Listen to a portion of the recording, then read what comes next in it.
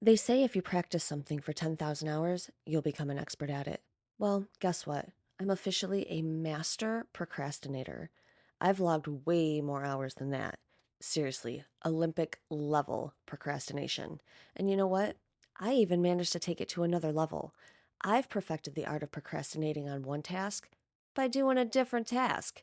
Oh, I can't work on my book today. I need to film a video. It's a gift. Try not to be too jealous. Today, I thought I'd take you along with me as I cross some things off my own to do list and talk to you about ways that maybe you can fight procrastination too. You can either watch me cook and clean for a little bit, or just pop in some earbuds and listen to me ramble while you tackle something you've been putting off getting done. Either way works for me. I needed to get a video made and I needed to get my house clean, so I'm knocking two birds out with one camera. I will say, in the first minute or so, there's a pretty cute shot of Hawk trying to get fresh with me, and you might not want to miss that. So, what makes me qualified to discuss overcoming something that I'm notoriously good at? Well, I'm also notoriously good at getting shit done. I'm a full time author with over 150 published books. I run this channel, I have a successful eBay resale shop, plus, I design planners and stickers for Etsy and Redbubble, respectively.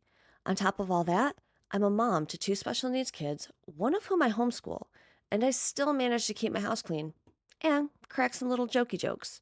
So, your girl gets stuff done despite my addiction to social media and match games on my phone. And today I'll be sharing 5 tips that work for me. I am an ADHD certified overthinker and a professional deadline dodger. I can't promise these will all work for you or that they'll even resonate with you, but I can tell you this: they absolutely won't work if you don't actually try them. So let's get to work. Tip number 1: break your tasks down, also known as the power of I'm just. Here's the thing: big tasks are scary. They loom over you like the garbage pile looming over Sarah in Labyrinth. So try this: break that task down into smaller, bite sized chunks. Instead of saying, I need to clean the house, say, I'm just going to pick up my socks off the floor, or I'm just going to clear off the counter, or even, I'm just going to stare at the counter and think about clearing it off. Allowing yourself to I'm just your way through a task is a powerful tool. Small tasks feel manageable. They're like fun sized candy bars of productivity. Sure, you might not feel like you're doing much, but all those little wins add up. Tip number 2: the 2-minute rule. The 2-minute rule is magical. It's David Bowie in tights magical. No, I will not stop. The magic formula is this: if a task takes 2 minutes or less, you do it right now. Don't think, don't hesitate, don't open your phone one more time. Just do it. Answer that email, unload the dishwasher, or I don't know, throw away that random pile of crap that's been haunting your kitchen table like a ghost. I'm sorry, the jokes can't all be winners, okay? Anyway, it's amazing how much mental clutter you can clear away by taking 2 minutes to tackle one pile of physical clutter. And let's be real, half the time we spend thinking about doing something could have been spent actually doing it, and we'd have been done by now. Tip number 3: momentum is fundamental. All right, this one is key. Is there a key in Labyrinth? Ugh, I guess I will have to abandon the references. To get momentum, start with the easiest task first. I know all the morning routine people on YouTube are like, eat that frog, do the hard thing first. But listen, I am not emotionally ready to eat any frogs, okay? Especially first thing in the morning. I gotta start with some Captain Crunch.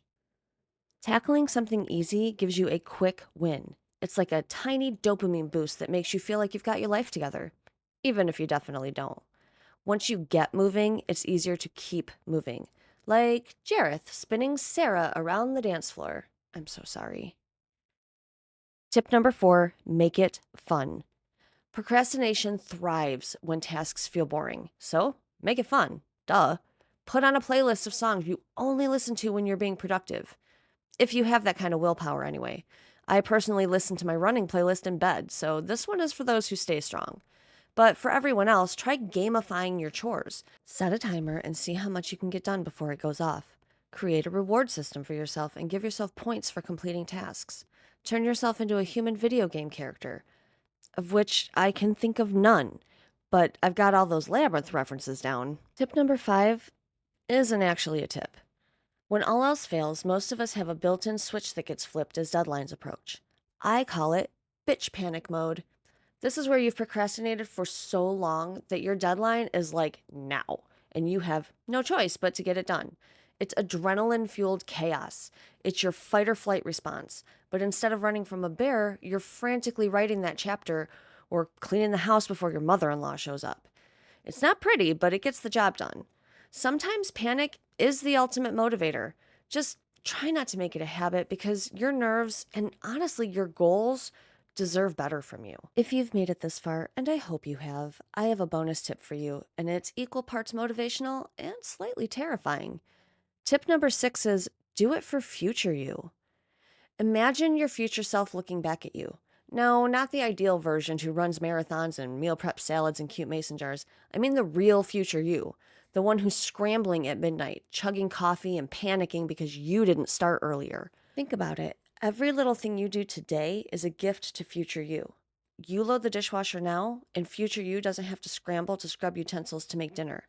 You get that project done now, future you gets to Netflix and scroll guilt free. You record the voiceover when you actually record the video. You're not doing it at 5 o'clock in the morning the day the video comes out. You get me? It's like leaving a love note, but instead of words, it's not being a hot mess later. So next time you're tempted to procrastinate, just imagine future you side eyeing you from across the room, sipping their lukewarm coffee and muttering, "Really, bitch?" So let's not let them down, okay? So there are some tips for overcoming procrastination. I think once you get a handle on what works for you, you'll be able to tell procrastination, you have no power over me. Yes, one more labyrinth reference. Score! All right, I gotta go. Be sure to smash those YouTube buttons for me, and if you have any questions, please pop them in the comments below. I'm thinking I'd like to do a Q&A video to answer some lingering questions from previous videos, and I'd love to add your cues to the mix. And then, if you'd like to share your 18 cents on your favorite way to procrastinate, I am always looking for new ways to avoid my responsibilities. I love you so much. Thank you so much for hanging out with me today. I will see you in the next video. Bye. Speaking of dumb references, and I don't know why I felt the need to bring this up, probably because I'm watching this go in, more than double speed as I'm cleaning my house. Do you think Superman cleaned the house? Or the apartment or whatever. Because, like, he could do it so fast. Or do you think he still made Lois Lane come home from her long day at work and then have to clean and cook and do all the things? Like, they never really talk about that because, like, dudes wrote the show and that's something that a woman would wonder. I guess. I don't know. But, because, like, he could clean faster than I'm cleaning in the sped up video. So it would make more sense for him to take on the cleaning duties. And, like, he could just fly the garbage right off the balcony. He wouldn't even have to take the elevator down. I don't know. I hope so. I hope someone thought of that and, like, there's some kind of canon out there somewhere where, yes, Superman cleaned the apartment because he could do it super fast, and Lois Lane, got to focus on other things. Plus, he lied to her all the time, so I think he owed her. And then to all the people who think it's unrealistic that she wouldn't recognize him in glasses, have you ever seen Zooey Deschanel without bangs?